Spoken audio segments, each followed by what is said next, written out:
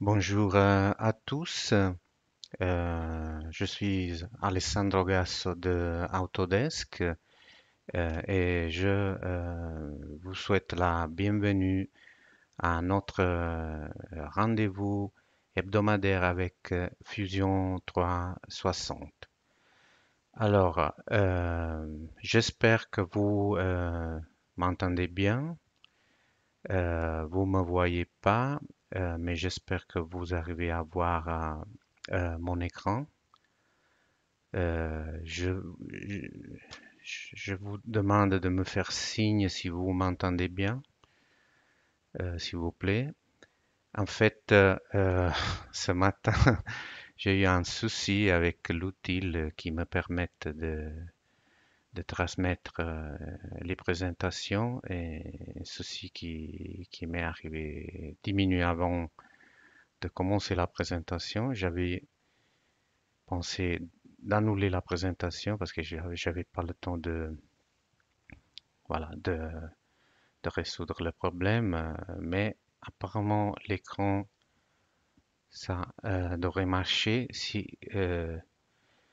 Si vous me faites signe, si vous m'entendez, merci beaucoup, merci. En fait, désolé, aujourd'hui, j'arrive juste à partager mon écran. J'ai eu pas le temps voilà, de régler le problème parce que c'est vraiment arrivé 10 minutes avant de la présentation. Vous pouvez imaginer, je suis aussi un peu tendu. Euh, comme euh, tous les semaines, le jeudi matin, on essaye d'aborder des sujets par rapport à Fusion 360. Euh, Presque tous les jeudis matins, avec des exceptions comme la semaine passée. Et si l'horaire, ça vous convient pas, il n'y a pas de souci parce qu'en fait, toutes les présentations, ils sont enregistrées et disponibles sur la chaîne YouTube de Fusion 360. Vous avez ici à côté la playlist avec les présentations enregistrées en français. Mais vous avez dans la description de toutes les présentations le lien direct à cette page. Voilà. Comme d'habitude, si vous avez des questions pendant la présentation, vous pouvez utiliser la chat à côté et je vais essayer de répondre à la fin de la présentation. Sinon, si vous regardez l'enregistrement et vous avez des questions, vous pouvez les écrire dans les commentaires et euh, voilà, je vais essayer de répondre le plus vite possible à toute question. Voilà, alors aujourd'hui, on va aborder un argument, j'espère, intéressant. Alors, en fait, si vous avez, par exemple, si vous avez utilisé AutoCAD dans le passé et vous avez euh, pas mal de fichiers AutoCAD avec bien sûr des vues 2D qui représentent un modèle. Euh, mais vous voulez par exemple créer le modèle paramétrique en 3D avec Fusion 360. Comment on peut faire ça? Et je vais justement aborder ce sujet, soit par rapport à AutoCAD, les fichiers d'AutoCAD, les fichiers de WG, mais aussi, on va parler aussi des fichiers DXF. Et on va justement à regarder les avantages, mais aussi quelques désavantages que plutôt, je dirais, pas de désavantages, mais des choses il faut tenir compte, il faut faire attention justement euh, avec quand on fait qu'est-ce que je vais vous montrer dans un instant. Alors, bien sûr, dans pas mal de présentations précédentes, par exemple, on est parti dans des vues, mais dans la plupart des cas, c'était des fichiers PDF qui, voilà, qui représentaient des modèles. En fait, on a recréé à partir de zéro ces modèles avec Fusion 360. Par exemple, on a créé les esquisses et en fait, et après des extrusions et des autres opérations, en lisant les codes qu'on avait dans les dessins, bien sûr. Et ça, bien sûr, ça marche, mais quand même, il y a une partie manuelle. Ça veut dire, je dois lire euh, la cote, la valeur, et après je dois, voilà, écrire quand j'applique les codes dans mon esquisse ou quand je fais euh, l'extrusion et tout ça. Alors, euh, voilà, comme tous les processus manuels, il y a toujours la possibilité de se tromper. Je peux lire ou écrire la valeur incorrecte et ça, bien sûr, ça va me créer des problèmes.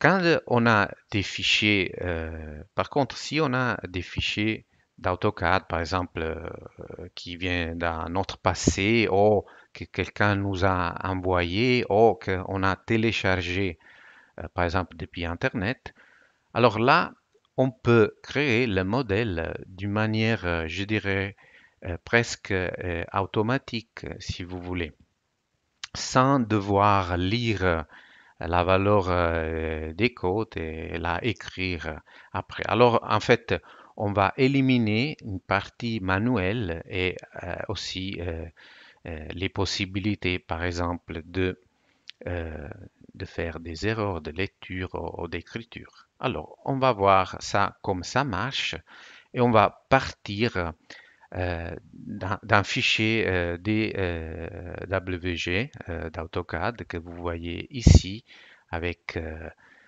trois vues 2D et une vue isométrique. Alors, mais comme j'ai dit, je vais aussi vous montrer qu'est-ce qu'il faut faire attention quand on fait ça. Alors, pour importer ce dessin d'AutoCAD dans Fusion 360, je peux soit le charger, comme je peux faire pour n'importe quel fichier, mais sinon, je peux, d'une manière plus, si vous voulez, traditionnelle, je peux l'ouvrir. Voilà, je vais le chercher dans le répertoire, dans mon ordi. Voilà. Et j'ouvre mon fichier. Alors justement, le fichier, il est chargé à partir du répertoire dans la machine. Par exemple, je dois le charger sur le cloud parce que vous savez, les Fusion 360 gèrent les fichiers dans des projets, mais sur le cloud. Alors ça peut prendre quelques secondes, mais après quelques secondes, parce qu'en fait, le fichier, il est aussi converti, il est un fichier d'AutoCAD qui vient il va être converti dans un fichier Fusion. Alors, ça, alors aujourd'hui, en fait, normalement, ça prend un peu moins que ça, mais aujourd'hui, évidemment, j'ai pas mal de problèmes techniques sur ma machine. Voilà. Terminé. Alors, je peux directement l'ouvrir, par exemple, à partir de cette dialogue, par exemple. Je vais ouvrir le fichier et j'ai une mauvaise surprise, si vous voulez. En fait, dans le fichier, il n'y a rien. Pourquoi? Et ça, c'est la première chose qu'il faut faire attention parce que ça, c'est une chose que nous, on reçoit ce type de questions presque tout le temps depuis des clients qui ils essayent d'ouvrir, d'importer des fichiers d'AutoCAD dans Fusion 360. Alors, dans AutoCAD, vous avez un espace papier. Alors là, mon AutoCAD, je m'excuse, c'est en anglais, mais vous avez un espace papier et un espace modèle. Alors, pour que les entités d'AutoCAD soient visibles et bien sûr aussi utilisables dans Fusion 360, je dois les avoir dans l'espace modèle. Ce que j'ai dans l'espace papier, ça passe pas dans Fusion 360. Alors ça, c'est la première chose qu'il faut faire attention. Mais si vous avez AutoCAD, vous avez des fichiers avec euh, voilà, les vues dans l'espace papier, comment vous pouvez faire pour les passer dans l'espace modèle? Alors, il y a une fonction de AutoCAD qui s'appelle Export Layout. Alors là, c'est Export Layout. Alors ça, c'est AutoCAD en anglais. Alors, je suis pas sûr si vous avez, par exemple, AutoCAD en français, si c'est le même, voilà, si c'est la même fonction, mais il y a une astuce dans ce cas. Si vous vous rappelez du nom en anglais, il faut juste mettre un tiret en bas avant le nom et après vous pouvez utiliser aussi le nom en anglais et même si vous avez par exemple AutoCAD en français, ça va marcher. Alors, avec cette fonctionnalité, je vais créer un nouveau DWG où les vues sont dans l'espace modèle. Alors, par exemple, je peux appeler ça n'importe comment. Et voilà, je peux aussi l'ouvrir dans AutoCAD. Et vous voyez maintenant, j'ai tous les vues dans l'espace modèle. Alors maintenant, si je reviens vers Fusion et je fais la même chose que j'ai fait avant, j'espère que ça va prendre un peu moins de temps dans ce cas. Alors, je vais chercher le fichier que je viens de créer. C'est toujours un fichier AutoCAD, mais dans ce cas avec les vues dans l'espace modèle. Je vais l'ouvrir. J'espère que ça va être un peu plus vite qu'avant, même s'il n'y a pas l'air, mais il faut quand même attendre quelques secondes parce que le fichier doit être chargé depuis, par exemple dans ce cas, dans ma machine au cloud, sur le cloud. Alors, peut-être ce matin, il y a un peu de trafic sur le réseau. Mais après quelques secondes, on va euh, avoir la possibilité d'ouvrir le fichier AutoCAD qui il est téléchargé et aussi converti comme un fichier Fusion. Alors c'est tout en direct ce matin. D'abord, je peux vous montrer que l'écran aujourd'hui pour un problème technique qui est arrivé 10 minutes avant de commencer. Et normalement, ce téléchargement, ça prend un peu moins de temps. Mais aujourd'hui, c'est pas, il n'y a pas l'air. Alors, je vous prie de d'avoir un peu de patience. Voilà. Alors, alors, vous voyez là, maintenant, on a notre fichier qui, maintenant, c'est un fichier de fusion. Et maintenant, si je vais l'ouvrir, je vois en fait tous les vues que j'avais dans AutoCAD dans un Fusion. Je ne sais pas si vous avez remarqué, j'ai pas les côtes, mais ça m'intéresse pas parce que comme j'avais dit au début, j'ai pas besoin des côtes pour créer mon modèle 3D paramétrique à partir des vues de AutoCAD parce que justement, j'ai pas besoin de lire la valeur, de l'écrire dans un nouveau esquisse. C'est ça, je vais le faire d'une manière automatique, comme ça je vais pas me tromper, par exemple en lisant la valeur que c'est pas correct. Alors, je vais fermer le fichier, je vais ouvrir un nouveau, je vais commencer un nouveau fichier, je vais l'appeler démo, n'importe comment, voilà. Et je commence, par exemple, je commence à insérer le fichier d'AutoCAD dans le fichier, dans le nouveau fichier. Alors là, comme euh, si c'était un fichier normal de fusion, je vais le placer dans la position qui m'arrange. Par exemple, avec l'option point à point, par exemple, je peux sélectionner le centre. Par exemple, je vais commencer avec cette vue. Alors, je vais sélectionner le centre de cette vue et je veux le placer au centre de l'origine. Voilà. Après, je vais couper le lien avec le fichier d'origine parce que ça ne m'intéresse pas.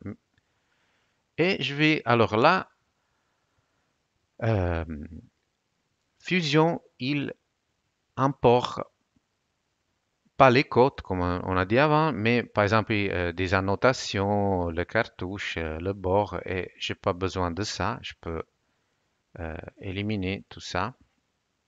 En fait, j'ai pas besoin de le faire, je peux juste le cacher, mais juste pour avoir un fichier propre, je préfère éliminer. Et comme j'ai dit, maintenant, je suis intéressé à cette vue. Je pensais celle-là. Alors, je vais éliminer les autres. Voilà.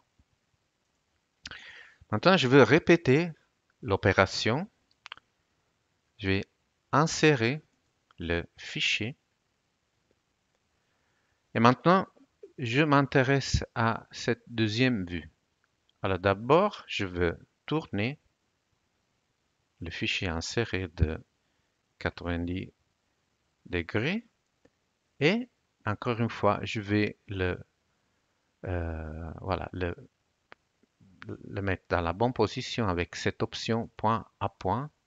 Je sélectionne par exemple ce point et le milieu de cette ligne. Voilà, vous voyez, c'est comme c'est vraiment génial, je dirais. Encore une fois, je vais couper le lien. Je vais éliminer toutes les entités qui ne m'intéressent pas. Et je vais éliminer les autres vues, sauf la vue qui m'intéresse. Voilà. Et une dernière fois, je vais encore une fois insérer le fichier. Maintenant, j'ai besoin de cette troisième vue. Alors, je vais tourner comme ça, 90 degrés. Je vais tourner comme ça, toujours 90 degrés. Et Je veux, par exemple, je veux point à point. Le point, c'est le milieu de cette ligne et le centre de la première vue. Voilà. Encore une dernière fois, je veux couper le lien. Je vais éliminer les entités qui ne m'intéressent pas. Voilà. Et les vues aussi qui ne m'intéressent pas dans ce cas. euh, les trois vues. Voilà. Alors maintenant, j'ai en fait les trois vues qui viennent de AutoCAD, mais que en fait je peux utiliser comme des esquisses pour créer euh, le solide. Alors, d'abord, on va créer notre composant, qu'on va appeler n'importe comment. Voilà. Alors maintenant, juste une petite astuce. Alors normalement, par défaut, quand un composant il est actif, les autres composants ils sont presque invisibles, je dirais. Alors, si j'aurais des corps ici, euh, dans ces composants, je peux un peu gérer, si vous voulez, l'opacité. euh, et même si un composant il n'est pas actif, je peux l'afficher d'une manière un peu plus, voilà, plus visible. Mais en fait, si ça, il y a aucun effet si j'ai que des esquisses. Alors, dans ce cas, on peut changer une option si on veut voir les esquisses d'une manière un peu plus... Bon, bien sûr, je peux toujours faire une extrusion comme ça, mais pour le voir, je vous montre juste une petite astuce, mais c'est quelque chose que j'aime pas trop. En fait, ça c'est l'option par défaut dont je vous parlais tout à l'heure. Si on enlève ça, en fait, tous les composants, même les composants qui ne sont pas actifs, et dans ce cas, les esquisses compris, sont tous visibles. Alors, ça, c'est ma préférence personnelle. Je préfère de pas éliminer cette option. Alors, je vais juste le faire maintenant, mais après, je vais remettre tout en place. Alors, on commence à créer notre modèle avec une extrusion, par exemple de ce contour. Voilà. Mais maintenant, c'est quoi la valeur de cette extrusion? Bien sûr, je pourrais lire la valeur dans le fichier d'AutoCAD, mais là, dans ce cas, on revient au processus manuel que justement je peux éviter s'il s'agit d'un fichier AutoCAD. Et je fais comment? Alors, quand je dois définir la valeur de la distance, si je clique sur cette petite flèche là, j'ai cette option. Alors ça, c'est plutôt pour quand on a des solides, mais si on a des esquisses, je peux mesurer. Mesurer quoi? Par exemple, je peux mesurer la longueur de cette ligne. Voilà, 61, mais je veux une extrusion symétrique et 61, c'est toute la longueur, pas la demi-longueur. Voilà. Et là, en fait, si on revient un instant sur le fichier d'AutoCAD, sur le dessin d'AutoCAD, c'est justement 61. Mais j'ai pas dû lire et écrire la valeur. Je, j'ai demandé à le logiciel de le faire. Alors, comme tous les esquisses, une fois que j'utilise l'esquisse pour créer une opération, l'esquisse il est caché, alors je le rends visible parce que j'ai besoin encore cette esquisse pour faire l'extrusion de ces deux contours à côté. Encore une fois, c'est quoi la valeur? Je vais la mesurer. Dans ce cas, c'est cette ligne-là. Voilà, 71. Encore une fois, symétrique. Et c'est toute la longueur. Voilà. Et encore une fois, je vais vérifier une dernière fois parce que je ne veux pas faire ça tout le temps. Voilà. Vous voyez, c'était la bonne valeur. Mais encore une fois, c'était pas un processus manuel que je dois lire et écrire et je peux me tromper. Voilà. Maintenant, on doit créer, bon, là, on doit créer cette partie à haut.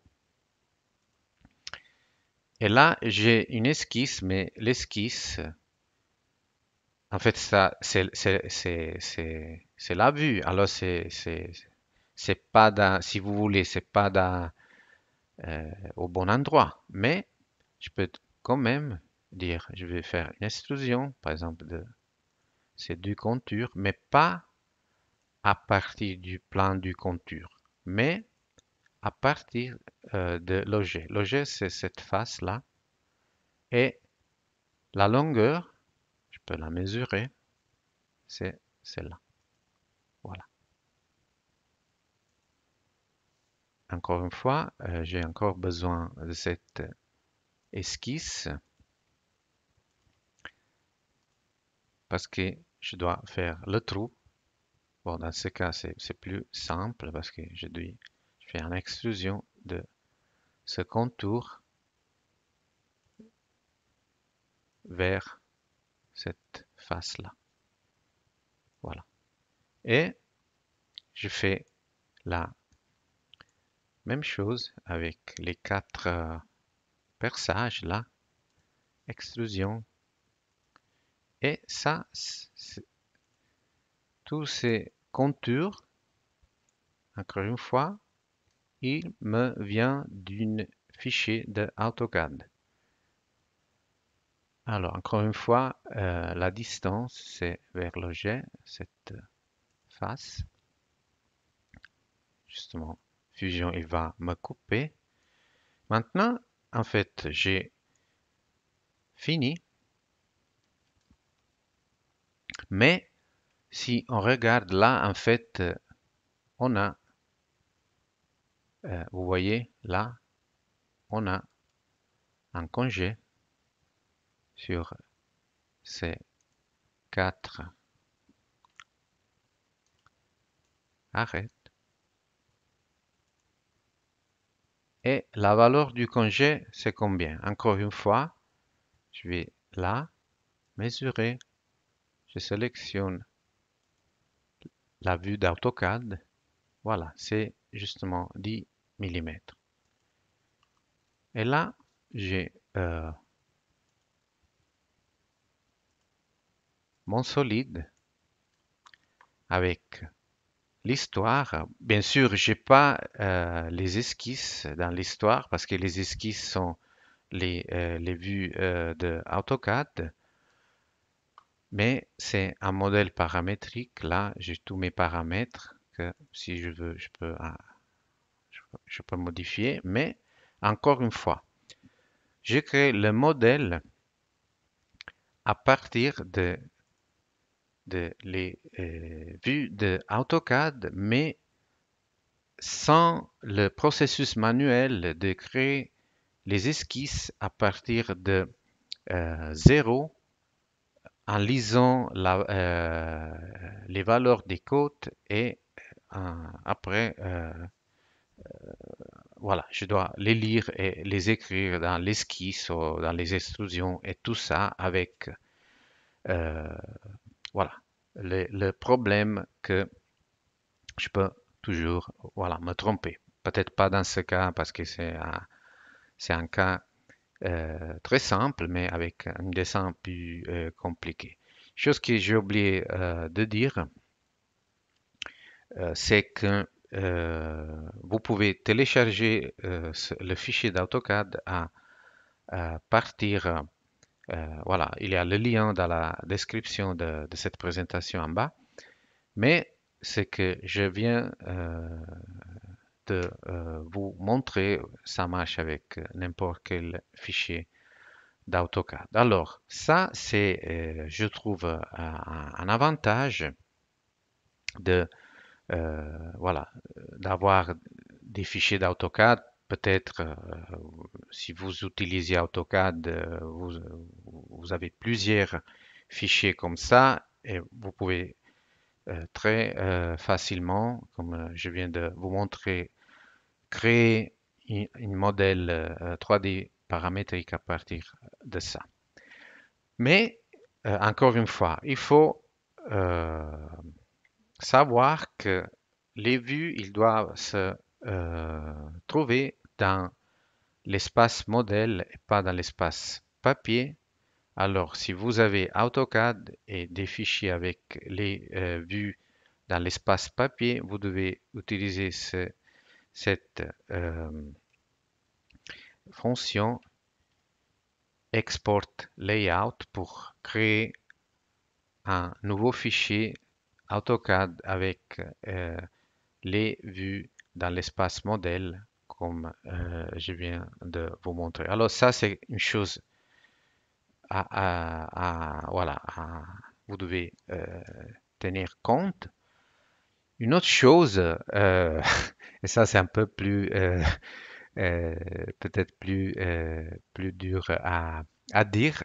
En fait, si vous avez la licence gratuite de Fusion 360, la licence personnelle, je pense que vous n'avez pas la possibilité d'importer un fichier DWG. Mais vous avez quand même la possibilité de, voilà, d'importer un fichier DXF.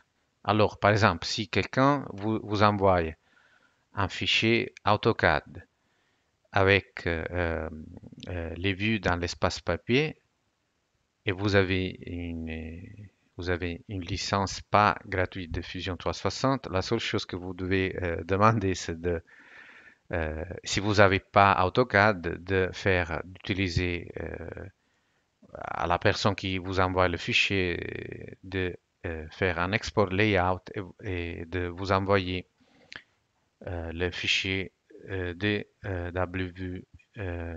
WG avec les vues dans l'espace modèle.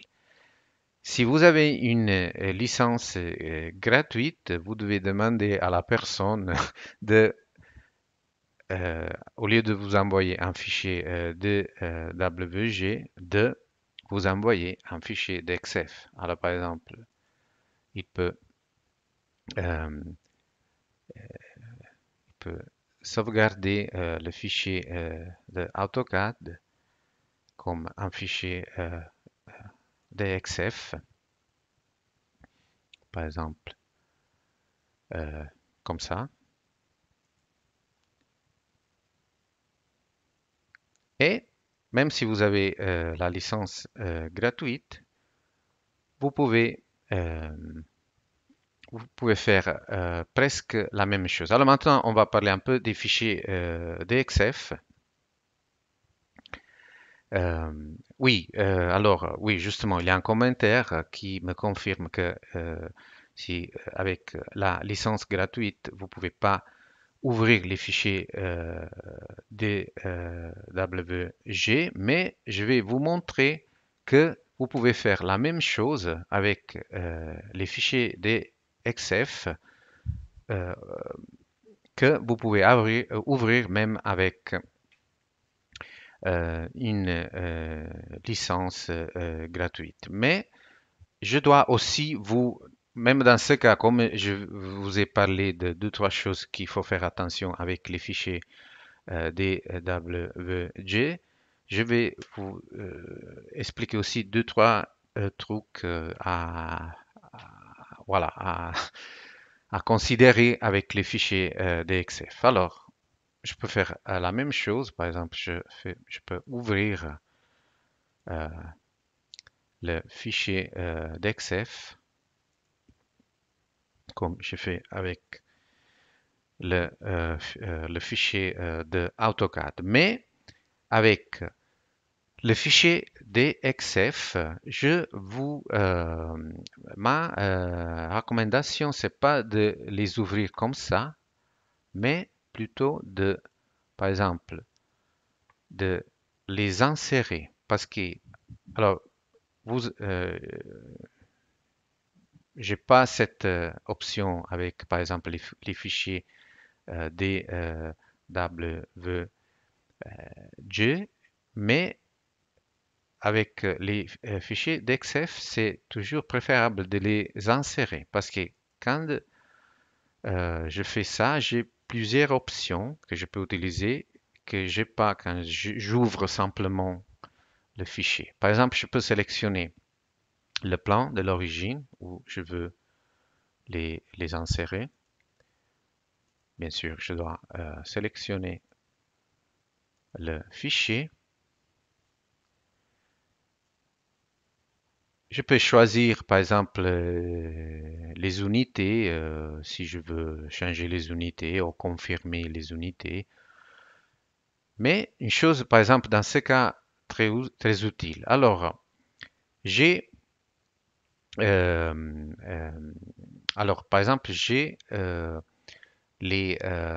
dans ce cas, j'ai quatre calques et j'ai l'option de dire, de le merger, si vous voulez, dans une esquisse unique ou de le laisser comme, par exemple, dans ce cas, avec quatre esquisses séparées. Alors, dans ce cas, par exemple, m'arrange de les avoir séparées et je vais vous expliquer pourquoi dans un instant.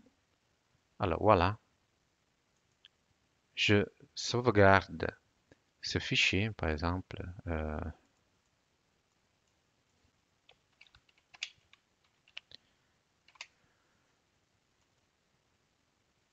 Et après, je peux faire exactement la même chose que j'ai fait avec les fichiers de WG.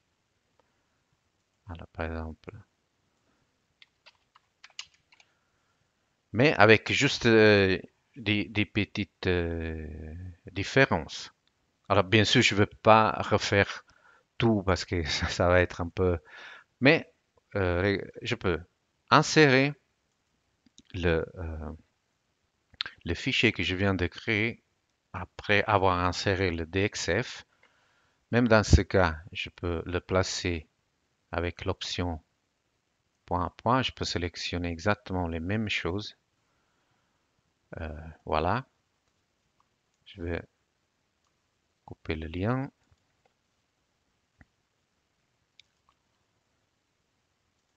Dans ce cas, j'ai pas la même chose que j'ai avec le fichier de WG, mais quand même, vous voyez, c'est pour ça que j'ai laissé quatre esquisses différentes dans les options parce que j'ai pas besoin de ça. Mais les vues, ils sont dans le même fichier, mais alors, pas de souci, je peux les éliminer les vues qui m'intéressent pas comme ça, tout simplement. Vous voyez, peut-être même plus simple qu'avant. Et après, encore une fois, je répète l'opération comme je fais avant pour la deuxième vue. Exactement la même chose, et ça, c'est DXF. Bon, ça vient du DXF. Alors là aussi, je vais supprimer le lien. Je vais éliminer les esquisses qui ne m'intéressent pas. Et après, je vais éliminer les vis qui ne m'intéressent pas, tout simplement, comme ça. Vous voyez? Et, bien sûr, je peux créer mes extrusions exactement comme je fais avant. Mesurer,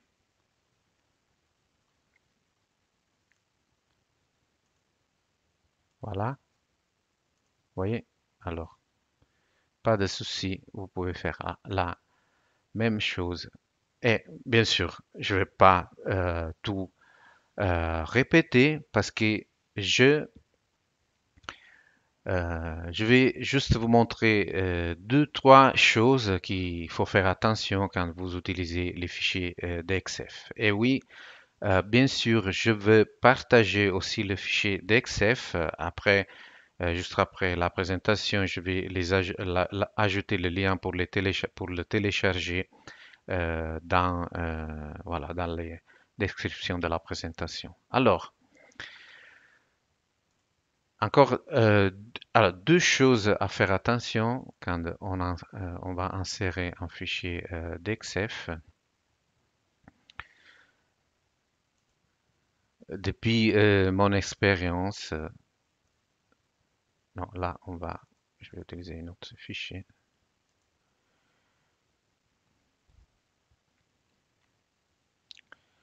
Alors, ça peut arriver, par exemple, que des contours qui normalement ils doivent être fermés, ils soient pas fermés.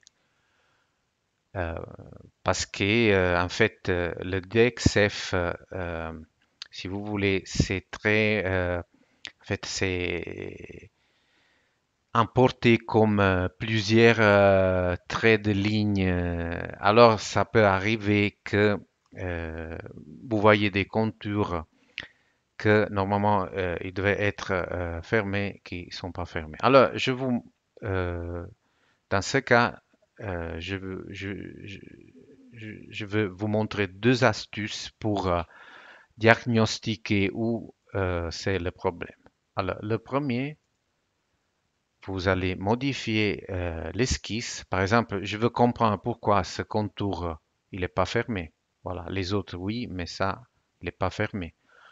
Alors, une astuce, c'est, par exemple, de isoler, essayer d'isoler le problème. Alors, dans ce cas, c'est assez simple, mais juste pour vous montrer. Alors, par exemple, je peux créer des lignes comme ça, n'importe comment.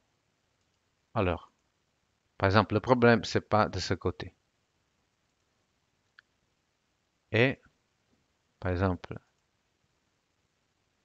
c'est même pas de ce côté ou de ce côté. Alors, c'est plutôt ici, par exemple, une autre ligne. Alors, le problème, c'est plutôt ici. Et là, je commence à m'approcher et je vois que là, il y a un trait qui,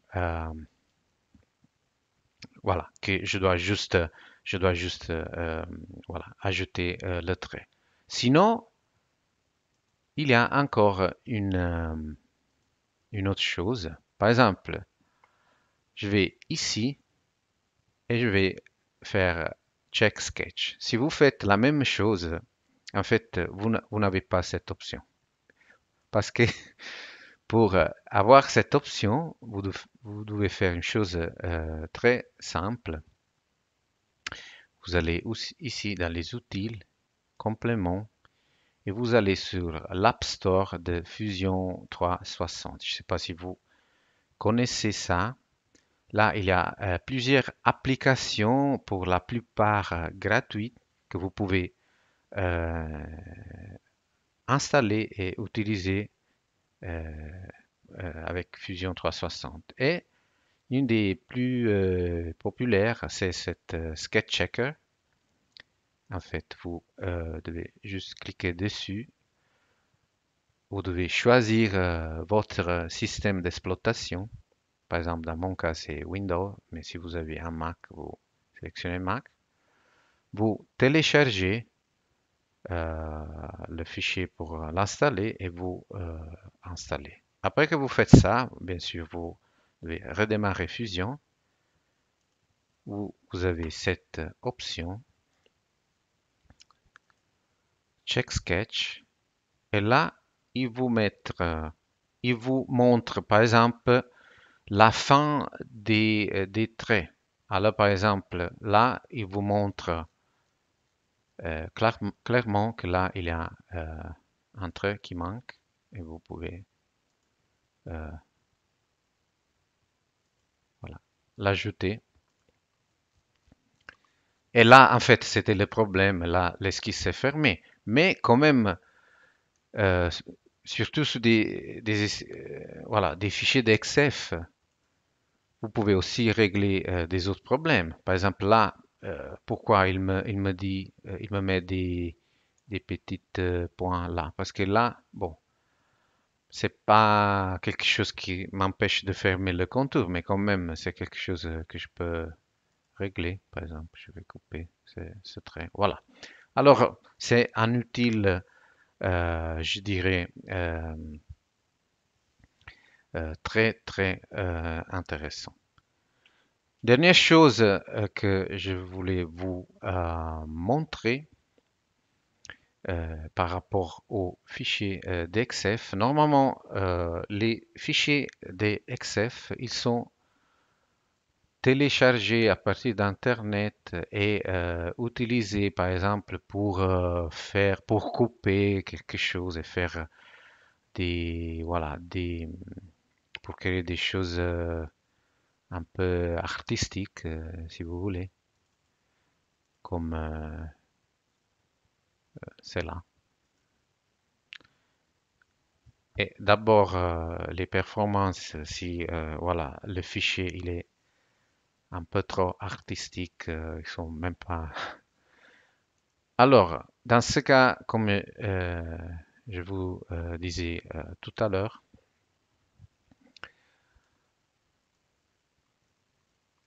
c'est sont voilà, sont des esquisses très segmentées. Alors, si vous avez vraiment besoin d'utiliser, de télécharger quelque chose pour, voilà, après pour couper avec une machine laser, quelque chose comme ça, je veux, ma suggestion c'est de chercher plutôt à télécharger les fichiers SVG, que normalement sont plus adaptés pour ce type de travail. Voilà. Alors, avec ça, se termine la présentation que heureusement je suis arrivé à faire parce que pour ceux d'entre vous qui sont arrivés après, j'ai eu un souci avec l'outil que j'utilise pour, voilà, pour transmettre cette présentation, 10 minutes avant de commencer et je peux juste, heureusement, partager mon écran et heureusement vous avez pu m'entendre.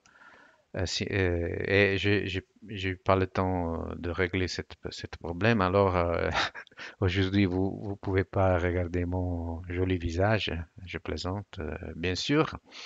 Mais alors juste pour récapituler, on a regardé comment on peut créer des modèles euh, 3D paramétriques à partir des fichiers d'AutoCAD de WVG ou DXF. Par exemple, si vous avez la licence gratuite, vous ne pouvez pas importer les fichiers des WVG. Alors, pour les fichiers AutoCAD DWG, il faut faire attention. Les vues, ils doivent être dans l'espace modèle. S'ils ne sont pas dans l'espace modèle, si vous avez AutoCAD, vous devez utiliser cette fonctionnalité Export Layout pour créer le même fichier, mais avec les vues dans l'espace modèle. Sinon, si quelqu'un vous a envoyé le fichier, vous devez demander de faire ça. Et si vous avez si vous utilisez la licence gratuite, vous devez demander à la personne qui vous a envoyé le fichier de WG de vous envoyer le fichier d'XF. Je vais ajouter le fichier d'XF en bas après la présentation, comme ça vous pouvez le télécharger. Mais ce que je vous ai montré aujourd'hui, en fait, ça marche avec n'importe quel fichier, soit DWG, soit DXF. Alors, pour la prochaine semaine, quand j'espère que le problème technique sera réglé, on va regarder comment on peut modeler, par exemple, une boîte pour voilà, une boîte pour envoyer quelque chose par la poste avec une boîte d'emballage avec Fusion 360. Alors, si c'est quelque chose avec tous les voilà tous les plis, avec tous les trucs. Si c'est quelque chose qui vous intéresse, je vous donne rendez-vous pour jeudi prochain et je vous remercie beaucoup pour votre attention aujourd'hui. Je m'excuse encore pour le problème technique et je vous souhaite une très belle journée. Au revoir.